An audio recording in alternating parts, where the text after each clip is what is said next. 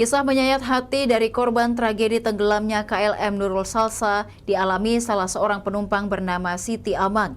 Siti Amang selamat bersama dengan suaminya Andi Samad setelah meraih pelampung yang terbuat dari gabus.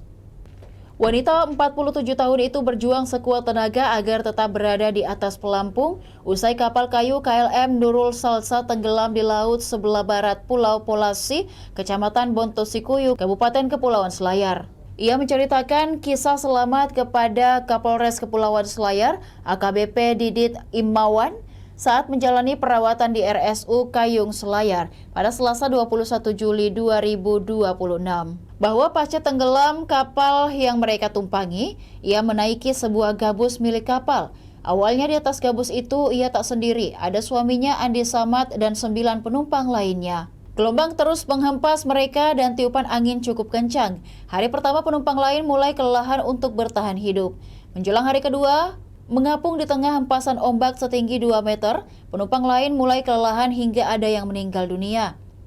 Demikian juga hari ketiga, sebagian penumpang mulai kehabisan tenaga. Siti Amang mengungkap awalnya ada 9 penumpang bertahan di atas gabus. Namun yang selamat 5 orang termasuk Diskayanti, bocah 8 tahun. Sedang suaminya sesekali turun dari atas pelampung ke dalam air laut, memegang pelampung gabus dengan erat dan mengarahkan ke arah cahaya lampu nelayan. Ia juga berusaha mengimbangi termasuk menjaga Siti Amang sang istri.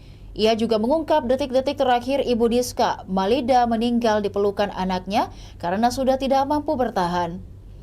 Diakui Siti Amang, mereka kelelahan, kedinginan karena hempasan ombak terus-menerus, ditambah tak ada asupan makanan dan minum. Mereka juga mencoba mencari daun-daun yang hanyut atau sampah lainnya di laut, namun selama terombang-ambing tak menemukan sampah daun. Setiap ada cahaya dari kejauhan, mereka berjuang mendayung pakai tangan, namun suara yang sudah parau tak terdengar dari sumber cahaya. Andi Samad terus berjuang, mengajak penumpang di atas gabus itu bertahan, berjuang dan berdoa agar ada keajaiban. Sabtu 18 Juli 2026 jelang petang, doa mereka terkabul.